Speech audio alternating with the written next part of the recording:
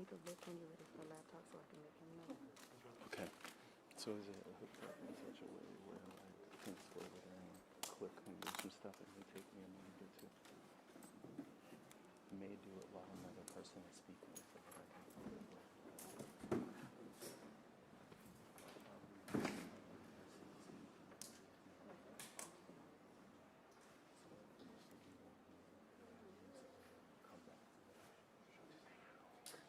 Thank you so much.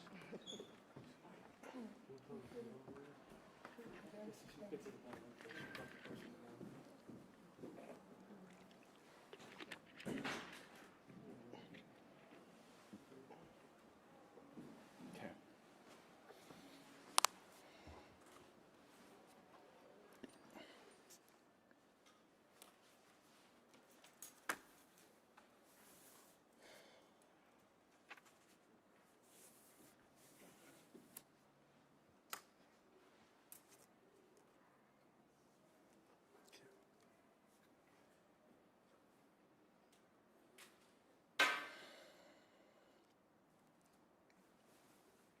This morning, the Washington State Attorney General's office made a decision that this family has been waiting 14 months to hear about. This morning, the Washington State Attorney General's office announced for the first time in this Attorney General's office's history that they would actually be prosecuting law enforcement officers for murder, the murder of Manuel Ellis. The first time it's ever happened. But there's a reality in this. The reality is you don't want to be first in this kind of way. You might want to be first in your class at school. You might want to be first in a track race or a football game. But you don't want to be in a place where for over 14 months you mourn the loss of your loved one and suffer the demonization of your family, of the people that stand with you, and most importantly, of the person they killed, of the person the police killed. The reality is that every dinner table that his mom has sat at over the course of the past 14 years or 14 months, someone has been missing. At the birthdays for Manuel Ellis's children, they have missed their father. Manuel Ellis, and I feel compelled at this moment to really talk a little bit about who he is missing when his sister Monet needs somebody to help her pick up her children from school or from the Boys and Girls Club, or to hold them when they have a skinned knee, or to just be present as a loving force in their lives. Matthew misses his baby brother. Because when you're an older brother, you feel responsible for what happens to your younger siblings. You feel like you're supposed to be in a place where you can actually help them move forward through the world, teach them what you've learned. And the reality is that his children, they miss their uncle too. There are no winners at this moment. There are only questions about how we move forward. There are only questions about where we go from here. While the prosecution is welcome, because this whole family believes wholeheartedly that all people are to be treated equally, including when they wear badges and they murder. The question really is, where do we go from here? So at the heart of this issue at this moment is a reality that I feel like we must address in the state of Washington, because the only thing we have left really is to try to stop this from happening again. To put our arms around this family and tell them that we love you. To acknowledge that we are our brother's keeper. We care about our sisters. And we will stand with you no matter what the fire is, no matter what the claims are against you, and we will find the truth. We'll find the truth. At this moment, we have to talk about those that are in this system that actually enable officers to commit murder. That is just as important as the criminal charges. Because we all know now that the reality is that Manuel Ellis was doing exactly what we said he was doing. He was at church enjoying his time with the Lord, playing drums for the band.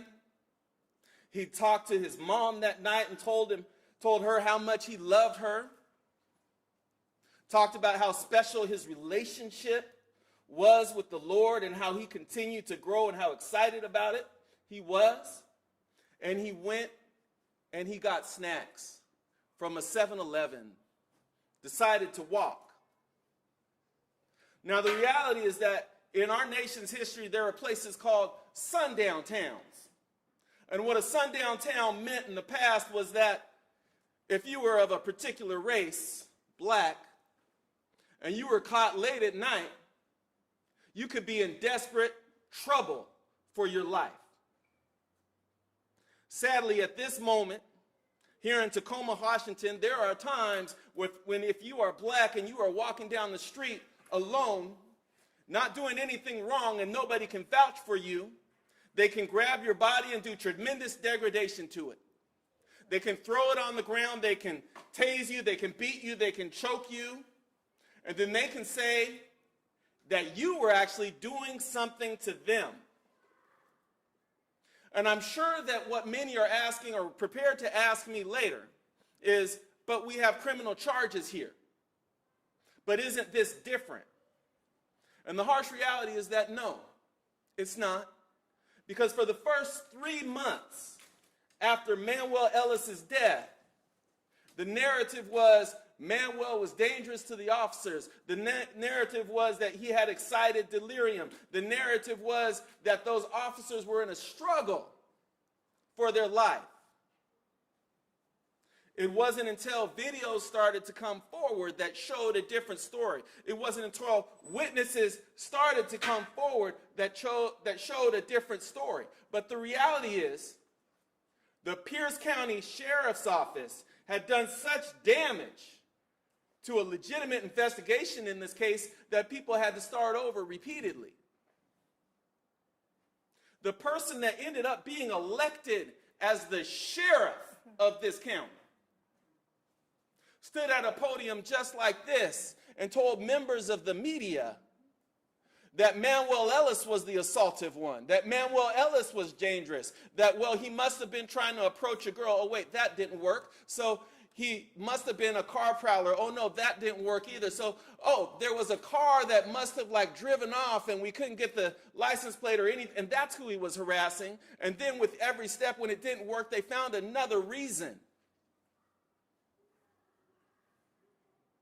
The Pierce County Sheriff's Office was so interested in the demonization of Manuel Ellis and the hiding of evidence that they actually went to the courts of Pierce County.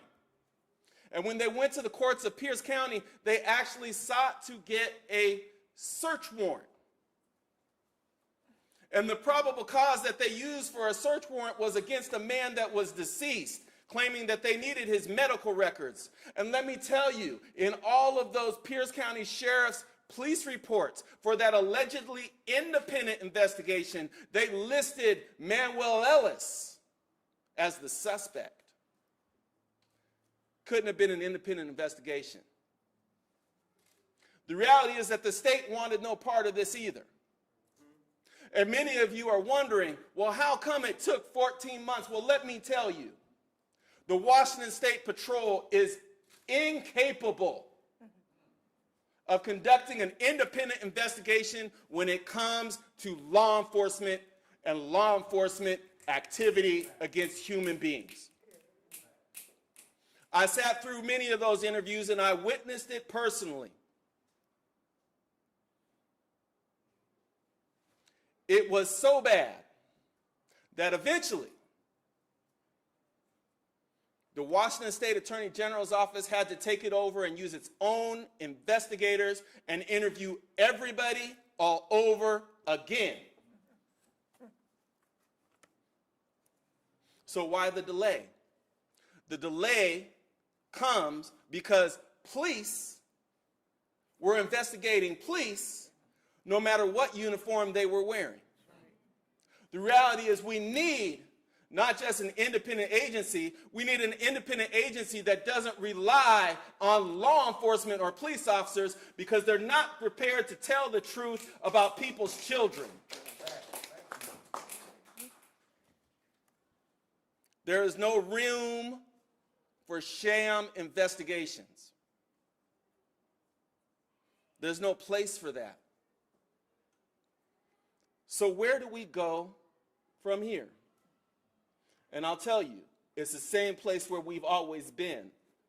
Through thick and thin, no matter what happens, we will all, at this place right here, be our brothers and our sisters' keepers. We will stand with them. We will stand with the next family, and the next family after that will demand justice. And we'll think about this, and you should think about this too. If Manuel Ellis lived that moment like we wish he had, those officers still would be wrong for what they did. There wouldn't be any videos, and he probably would have been convicted of assault of a police officer. That is a difficult reality that we all have to face. We all have to acknowledge. And if we care about a just society, we all have to address it. I remember reading a letter to the city and the state written by the Tacoma Police Department officials, basically saying that what happened was in Minnesota was wrong.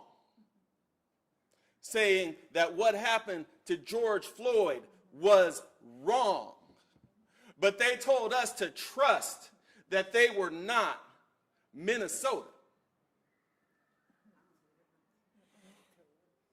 I do see one difference in relation to Minnesota. At some point, the other officers stood up, such as the chief, and said something.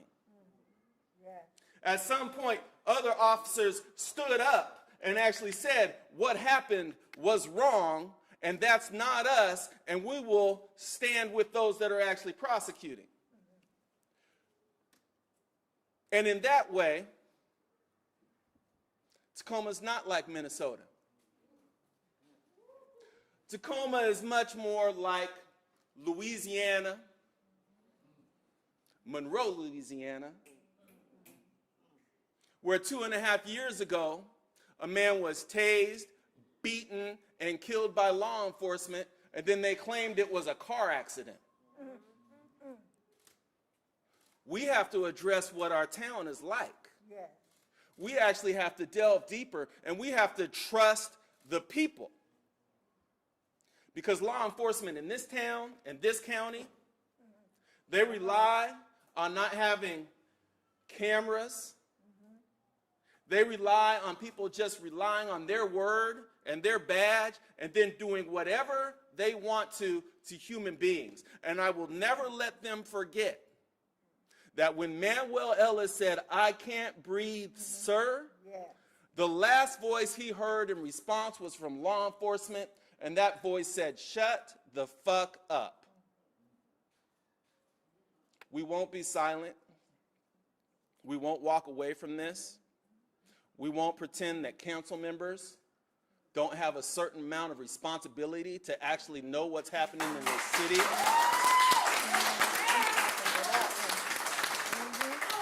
We won't pretend that the county executive didn't try to delay this unnecessarily. We won't pretend that the Pierce County Sheriff's Office didn't actively work to hide evidence of a murder. We won't let the mayor off the hook, even if she stood at a podium like this and said those officers should be arrested and charged, because those officers were not fired. No. There wasn't enough of an attempt. And what I feel is we only receive any sort of action once people are caught. But we don't see justice in such a way where the powers that be actually reach out and find the wrongdoers and say you were wrong for that. We don't see a system of justice yet in Tacoma where folks that are in the upper echelon of power here actually walk in and say, I saw that somebody got killed last night and you officers were here. I want everything on my desk. I need to know. The council's been too quiet on this, and it's a shame. And it's embarrassing. And they can do better. And that's why we say it right now, right here, at this moment, in love for this family, who reached out to several all over the place for 3 months trying to get anybody to pay attention. And I know what they received because I hear it every now and then too. Oh, well, Mr. Bible, there's a lot of work that we have to do, and we'll get right on that, or we'll check and we'll just see. But, you know, our officers are actually pretty good, and they have busy jobs, and maybe it was frustration or maybe some other things were happening, but we'll get back to you with some answers because you do deserve that. That is not enough. We have to do better because the reality is, and we saw it in their text messages, one of the officers that was present at the scene got a text message from another officer showing a badge, showing the Punisher symbol, which is an executioner symbol, and also a text message that said the whole second floor backs you. You guys are studs. That is your police department in Tacoma. Yes. So we have a decision to make in terms of what we are going to do. But I'll tell you, these charges don't let anybody else off the hook because we will all at this place, at this time, at this moment, continue to do the work that we need to do to stop the next one. Because justice has already walked out those doors. It walked out those doors the moment Manuel's soul left his body. So now we're just trying to ease pain and develop a system of actual accountability. But justice ain't here. With that, I'm going to give the mother the opportunity to come to this podium and share how she feels about the charges. Would you like to come up?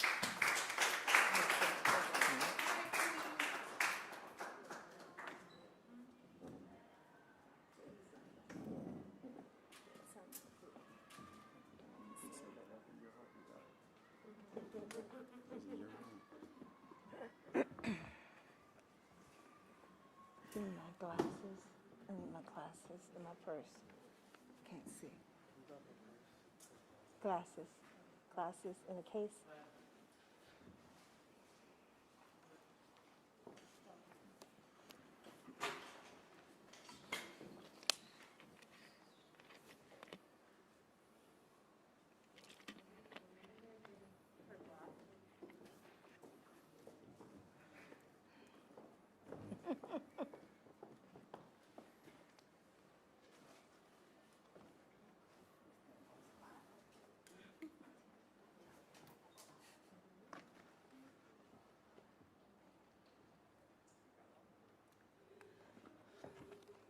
They said it's past 45 and then you need them.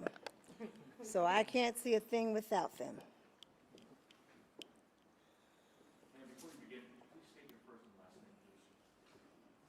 I'm going to tell you who I am. I am Manny's mom.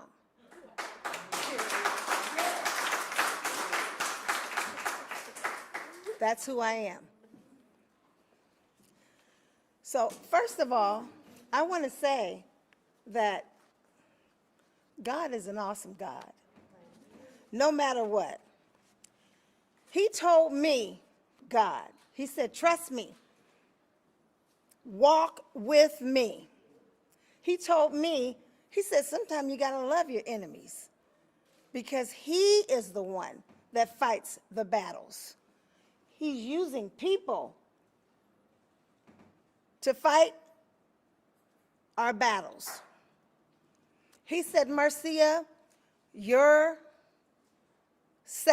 you, who you are, you have to be above reproach. So that means that I always had to do the right thing. I had to choose to do that which was right.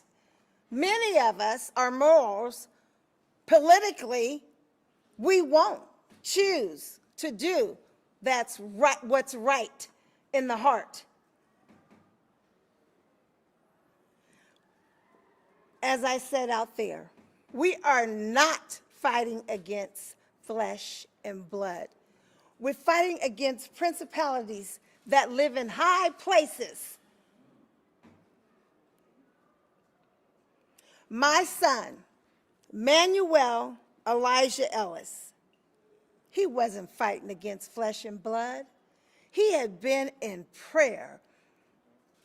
Some of you may not have heard this word, but some of my brothers and sisters that look like me, he was tarrying for the Holy Ghost. He wanted God in his life. I talked to my son that night. We always FaceTime, so I saw what he looked like. I know my son. My son wanted the Lord in his life. He was walking in the place that he was supposed to be. Now, many of you may not understand why I say this, but my son was used as a sacrifice. He was holy and acceptable unto God. That's part of the way why God took him. He didn't have to be murdered.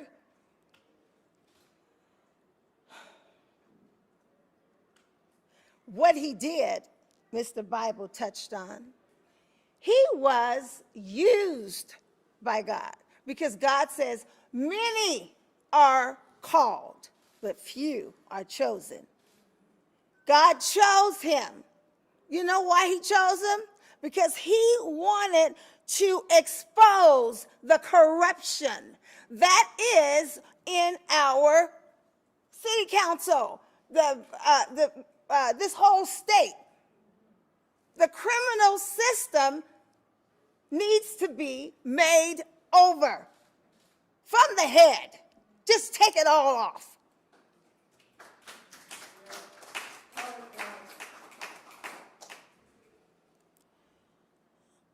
Because the crime that we see out here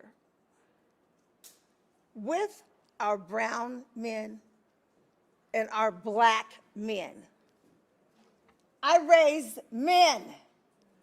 This man, my son, respects me. He loves me the same way that Manuel Elijah Ellis did. Manuel Elijah.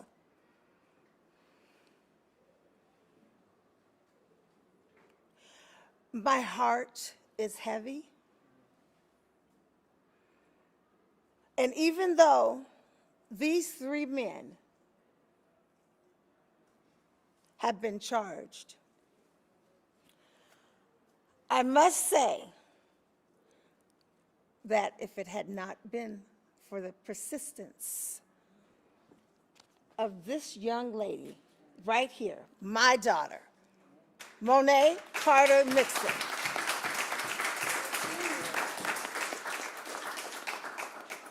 Her voice, she said, "Mom, my voice is my brother's voice." She told his story with her voice. I have lovely children here. All of my children loved me, and I loved them. It was always just the four of us. They were raised by a single mom. Manny was a drummer his whole life, from the time he was 3 years old. He was in the church, loving God, living right. Yeah, he made mistakes. I bet you y'all out there made mistakes too, though. Nobody is a glass house. None of us. Now, I want the city council or whoever you are, the governor, I want to see this criminal society, these gangbangers in the police department that wear these rings and get points for killing. I want it stopped. And I will never, ever give up. Ever.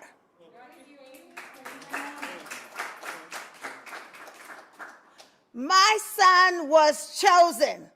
Manuel Elijah Ellis was chosen.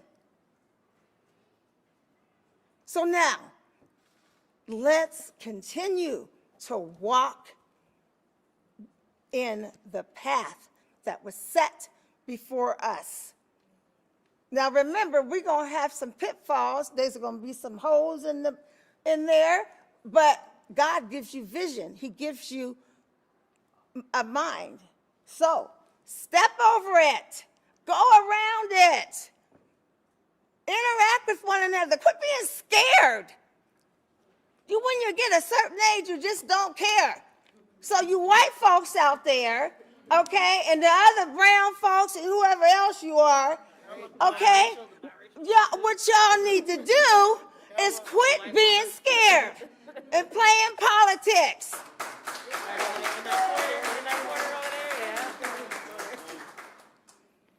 This is about Manuel Elijah Ellis.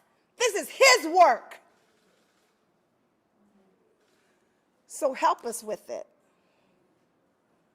Please, help us with it. Let your heart go and do the right thing. Live a moral, clean life. Mr. Bible, I think I'm done.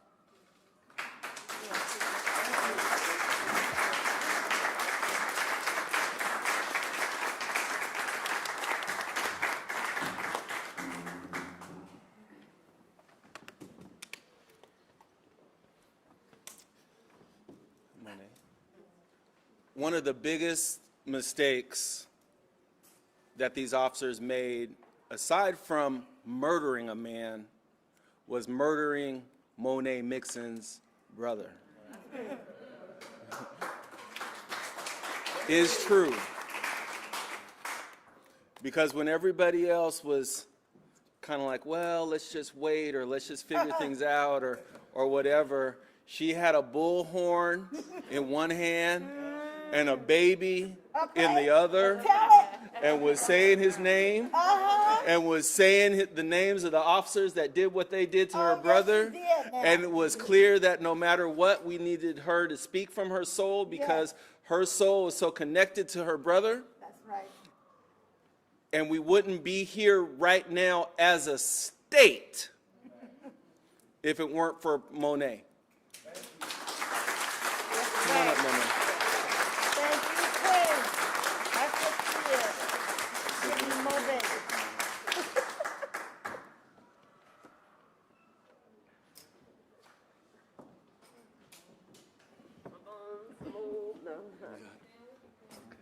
You got it? Yeah. So I know that I don't want to sound selfish because this is a blessing that there are 3 officers getting charged, but it's hard for me to be happy. It's hard for me to want to celebrate because of so many things that are still currently being overlooked. There's so much work that needs to be done. And like my mom spoke about a little bit ago, people are more concerned about who they're politically aligned with, and who started what, who did what. But I remember when we were out, the TAC was out at the Capitol, and I was on the phone, and James Bible was on the phone. It was us that demanded the governor to get Pierce County off of this investigation. It was us in that Zoom call with the governor that said, we don't know if State Patrol is going to be the best fit for this investigation. Nobody else. Whatever you've started since then, I can't attest for, because when we were out hitting the pavement on the ground, it was, what, a handful of us. Nobody wanted to show up and support. People were too concerned about being politically aligned. We're not. I don't care who you are. I don't care who you're gonna vote for. All I care about is what you did in that moment when innocent black men and women were getting killed and gunned down in their apartments in front of their children. When my brother was getting the shit beat out of him on the street, where there was powdered raspberry-filled donuts and a water bottle on the scene. That's what my brother got killed for. So the fight is far from over. Yes, these 3 officers are getting charged. Hopefully we can see them in jail. Hopefully I get my wish and I get to see them in an orange jumpsuit. Or I think it's a salmon color one for Pierce County. But the work is far from over. That's it. I'm so sorry.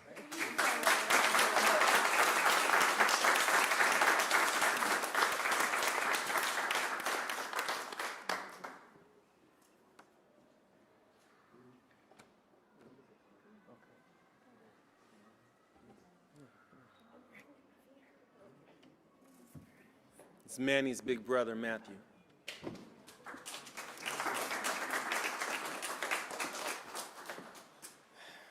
So, I'm not the talkative type, as you all know. My sister's the one that has the voice. But the last time I saw my brother was laying in a casket. It's the worst day of my life. And I just have these 3 now. That's it.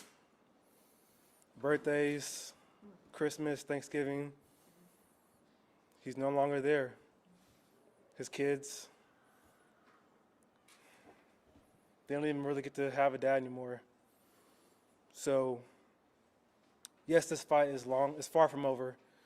And like my sister said, we're a bit disappointed because there's 3 other officers that know what they did. There's an officer that put a hood over his head and killed him. And he knows what he did.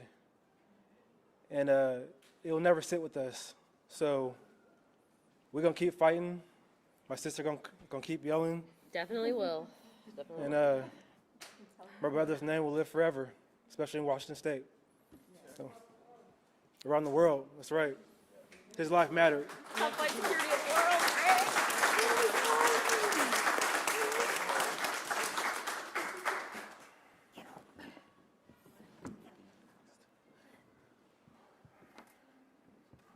So when the attorneys first came on to this case, the most recent attorneys in June, we had a press conference with the family, with the Alaska, Oregon, Washington, NAACP, and the Tacoma Action Collective.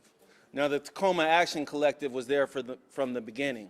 They were there when nobody else was, when things were at their roughest for the family and people weren't even sitting with them to say that, hey, we love you and we care. They were there. Now, after we had that press conference, we knew that we would be meeting with certain witnesses that would be critical. And the Tacoma Action Collective was with us at that time when we interviewed them and we filmed them and recorded them. And frankly, it wasn't exactly a safe situation because somehow, all of a sudden, Pierce County started to care about the possibility that there were these other witnesses. And we hadn't told them, but all of a sudden they started putting out on the air notices that they actually wanted to talk to them. But they didn't want to talk to them for 3 months. They knew who they were. They knew there was a possibility that they filmed it. So the Tacoma Action Collective, Monet, myself, and we're busy driving around trying to find a safe place for them to be interviewed, frankly, to make sure that we had what they were going to say on tape because we were worried that they were going to get snatched up.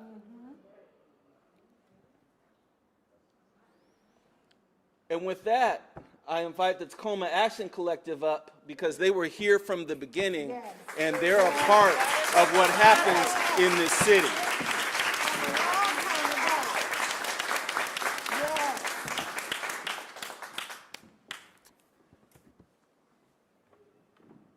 I've known Monet since high school, when she was the ballerina Monet, the super smart Momo.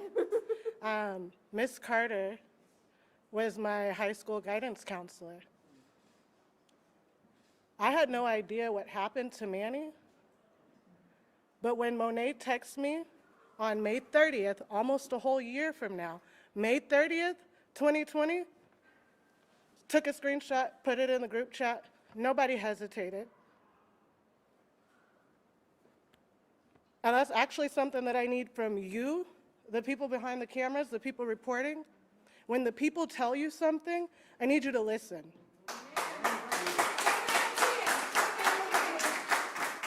Because the very first report that didn't have Manny's name but had a prior arrest that was printed before his family even knew he was dead said that he died from excited delirium, which was not true. The police already knew that it was homicide. They knew that it was hypoxia. But that's what was told to the media, and that's what they ran. So I need for you all to not do that. I also need city officials to remember that they do work for the people. And so when the people like Monet reach out to you and say, my brother was killed by the police, you should look into it. You should look into it. Because you're taking their word. When we went down to Olympia, so I actually want to set the record straight, because I keep seeing reports that Governor Inslee just magically decided to take over the case. We were down in Olympia at 7:30 in the morning, and we said we were not leaving until we talked to somebody. There's video of us arguing with his chief of staff, telling him that Washington State Patrol actually responded, and they were on the scene. We didn't see that in any reports. That can't be true. It is true. You know what they did? They went back and fact-checked. We met with his office, and they were like, yeah, they broke the law. Actually, Washington State Patrol was on the scene. So they had no business investigating this in the first place. That was not independent. They messed it up so bad, they had to go back and do this investigation over. And in fact, Washington State Patrol tipped off the officers before the files were charged. I mean, before the charges were filed. They tipped them off. We got the decision yesterday. None of you guys knew. None of you guys knew that. We knew yesterday. We met with the prosecuting attorney. But Washington State Patrol, who's supposed to go and arrest them, tipped them off. So that's not who you should be trusting right now. Period.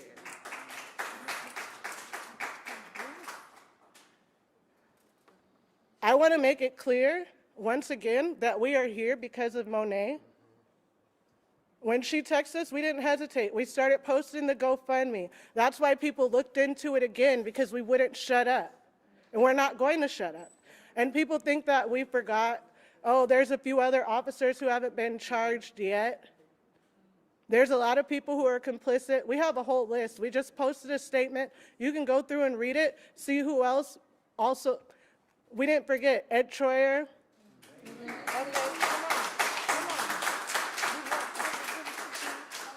Ramsdale and Paul Passer, you guys can retire, but you're still responsible. And remember, we asked for him to resign. Troyer. Manny should have never been murdered. He should still be here. He's not a martyr. He's not. His life mattered. And people can continue giving us lip service, like Elizabeth Pauley. We know how city government works.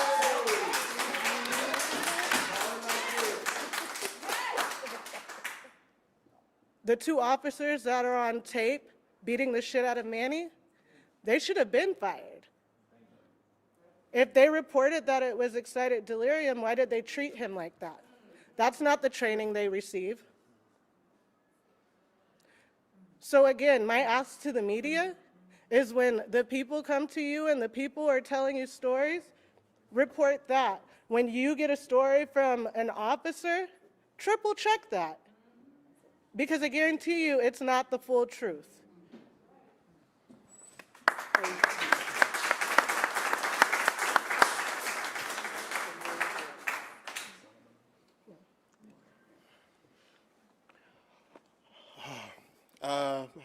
I met Monet in science class. Chemistry? In chemistry in 9th grade at Wilson High School. And I never forgot you. Oh. And it's heartbreaking to be reintroduced to someone because their brother's life has been taken by the police. But it has been an honor for us, for all of TAC, to stand behind you and support you, knowing the fierceness, the clarity, the relentlessness, and the rigor that you're bringing to this fight for justice for your family, for your brother, for your loved one, for your friend. And we remember that and hold that with us every day that we fight alongside you. Thank you. Thank you for believing your brother. Thank you for believing in his story. Thank you for standing in your truth.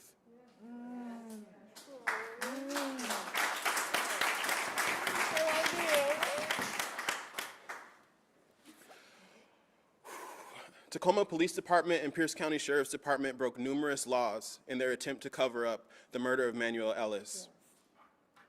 They launched an immediate smear campaign against Manuel Ellis, illegally sharing prior arrest records. They illegally concealed the names of involved officers, mandated to be released to the public within 48 hours.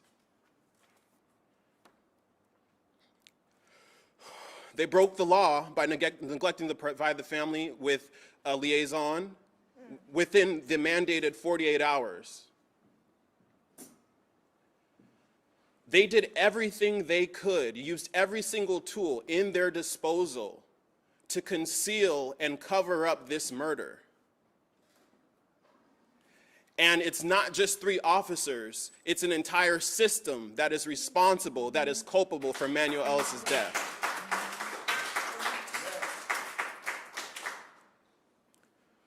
Pierce County Sheriff's Department, who had officers on the scene, deprived the public of information, and they conspired to cover up Manny's murder by illegally leading an investigation into which their own officers were material witnesses. This is the system that we have in Washington State. And a few things need to be made clear in this moment. One of those is that independent investigations save lives. We had to fight, we had to fight the governor who was saying, I have every reason to have full confidence in Washington State Patrol to do this investigation. I have full confidence in my officers to lead this investigation. Where are they now? Where they are is on the other side, fighting against justice. They compromised this investigation, and this is something that the governor needs to be held responsible for. You should have listened to the family from the beginning and done a truly independent investigation. There could have been more access to more facts, more quickly established, that would help the family create a timeline that made it clear that the officer's story was completely false. But what's even furthermore is looking at the fact that independent investigations without independent prosecutions is a lie. And it's a dangerous situation that we're in Washington State right now. I'm standing as a representative both of TAC, but also as someone from the task force for independent investigations and prosecutions. And what you find is that, on the investigation side, okay, we're going to support that. But you've seen the prosecution side get quieter and quieter. You've seen our elected officials at the state level fight against Representative Entenman, who's trying to make independent prosecutions possible for every family in Washington State. Every single family in Washington deserves to have an independent, not only investigation, but prosecution. How can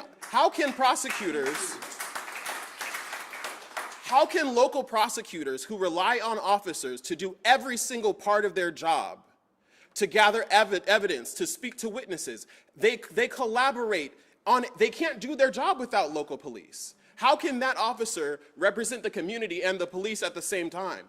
How can that prosecutor do it's not possible. So what would have happened? I ask you a question. What would have happened if our local prosecutor here in Pierce County decided, actually, I am going to take on this case? What if she decided that she wanted to get the officers off? What if she accepted the version of facts that was presented by Pierce County Sheriff's Department? What if she accepted the version of facts that came from Washington State Patrol? The only reason that these charges have been placed, the only reason why it's possible for this family to access justice is because civilian investigators, lawyers, retired judges worked together with community members who organized and gathered evidence, recorded statements, gathered stories. It was civilians that made these facts possible to be known so that these charges could be laid. But what about families that don't have access to an independent prosecutor right now, who are being denied justice, whose cases are never seeing the light of day, where local prosecutors are saying, no, I don't think this is enough information. This isn't enough facts for us to charge on this. We are in a dangerous situation in Washington State. Yes.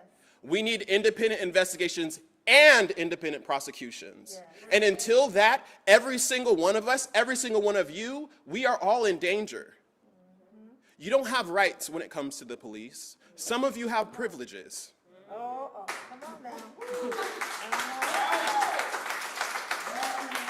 Some of you have privileges, but I promise you, when you're on the other side of that blue line and an officer is responsible for running you over with a car, for beating you and tasing you, mistaking you for someone else,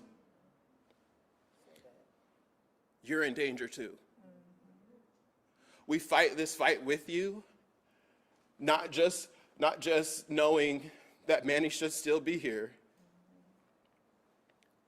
but knowing that until there's true, full transformation, none of us are safe. Yep.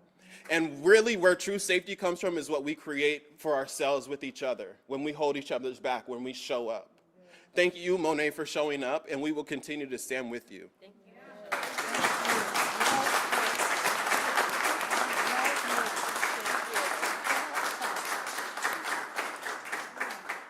I just wanted to briefly say, a lot of people have expected a lot of things of TAC, Tacoma Action Collective. A lot of people have expected a lot of things of Monet and the rest of the family here. People are dead. People are scared. People are traumatized. And because of that, you're never going to hear us mince words. You're not going to be seeing us being diplomatic. We do not negotiate our autonomy. We're not going to negotiate our freedom. We're not going to negotiate our potential to reach our potential. So I just wanted to reiterate that we're here for y'all, and we're here for y'all, and we're here for y'all, and we're here for Tacoma, and we're here for Washington. And we need everyone to be brave.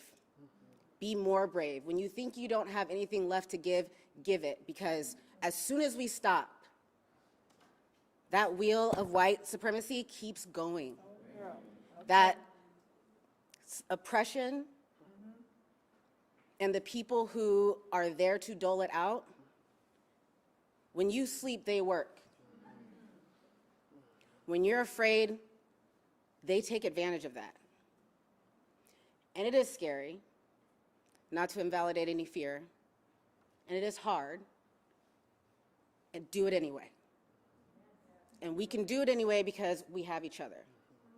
And if y'all have us, we will have you, and we will get to a place where we can feel safe, where we have the space to breathe and to truly mourn the lives lost, where we can truly celebrate the lives lost, the people who were lost.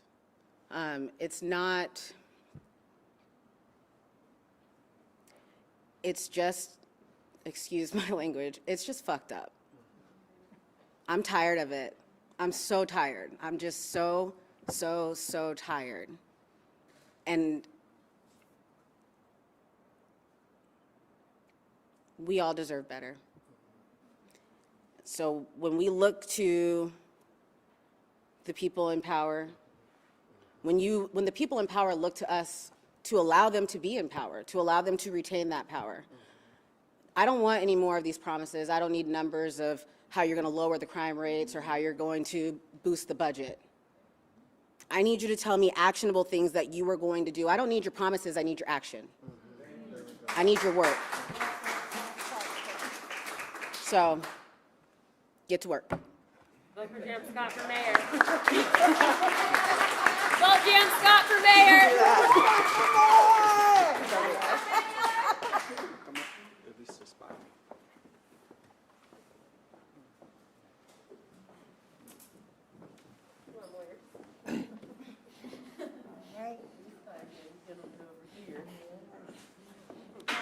All the way. I'm not gonna have you guys say ATL. anything because it's gonna be here. Just gonna have you guys here. So now I feel like it's important for all of you to know that lawyers don't typically walk alone. If you see one lawyer, there are probably 3 or 4 lurking somewhere near. In this case, we have Matthew Erickson and Stephen Dermer, who flew here from Georgia to show how much they love this family and care about the law and human rights in Washington State.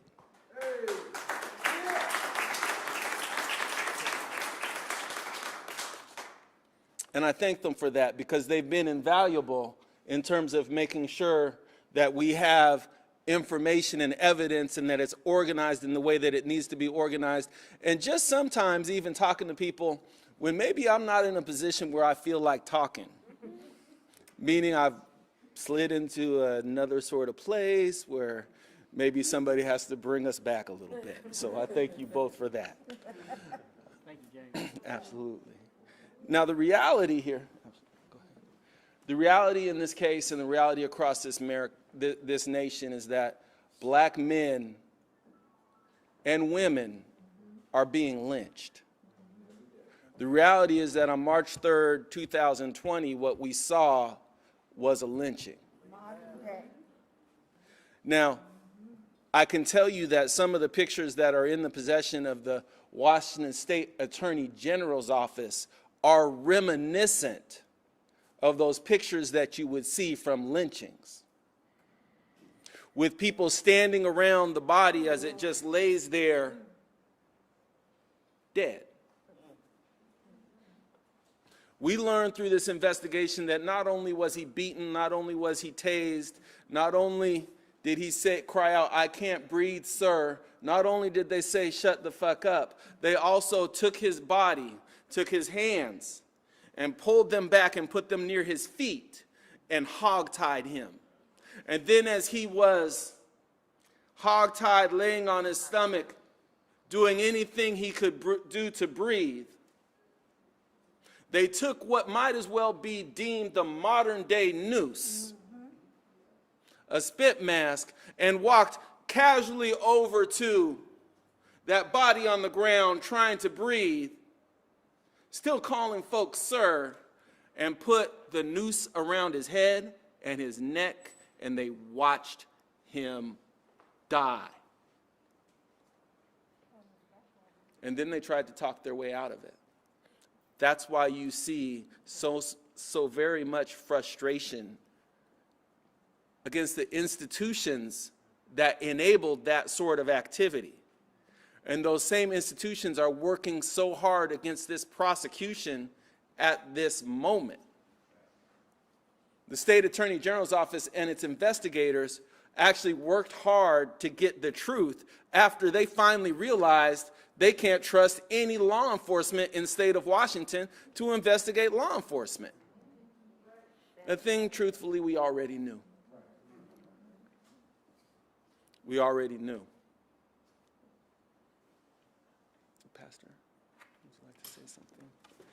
But I want people to remember Manny as somebody more than a person that was lynched. I want you all to get an understanding of who he was as a person. And at this stage, we're going to bring the pastor up. And then we'll play a video and then we'll be done. God bless you. I am here at the request of the family. I'm Annie Jones Barnes. And, you know, I don't like the limelight, but I've come to pray. I pray alongside this family because we understand that Tacoma is better than we are acting right now. The Holy Text says, let justice roll down like a river and righteousness like a mighty stream. And what we understand is it's not just a peaceful water flowing, but it is a flash flood that happens to root up oppression, to root up racism, to root up everything that has put Manny in the grave today. We want to root up that. So we say, let justice roll like a river and righteousness like a mighty stream. Let's tear some stuff up. Because I'm not scared either. I ain't never scared. That's right. And we want right, what is right. My mother used to say the truth will catch a lie. Every time. And we know that truth will stand. I stand with this family. It's so much strength at this table and resilience. I ask that you continue to pray. Hold them in your prayers. Hold them in your thoughts. Because of Manny's death, I am traumatized because I have a son. And I talk to him every night. And when he doesn't call me, I'm worried because of what happened. And so I ask that you stand with this family. You've heard these folks say it doesn't matter where you land politically. A life was taken.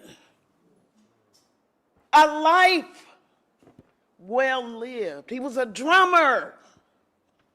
I'm a bass player. That's close to my heart, y'all. All through high school, drumming. My God. Started the band. Man of faith. Yes, in the church. In the church. And went to get snacks after the revival. Yeah. It's unacceptable, people. It's not right. And we must stand for right. Yes. What is right? What we understand is justice is a long ways away. You see, I'm used to a microphone. You see that? What we understand that accountability has started and is happening, know this: we're on the road.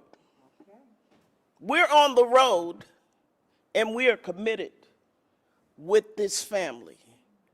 Let justice roll down and righteousness like a mighty river. Let's get this thing right. Let's do this. Let's do this.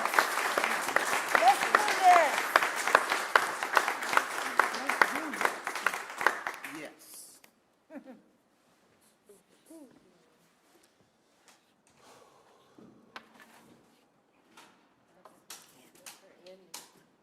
I dropped my 8-year-old son off at school today.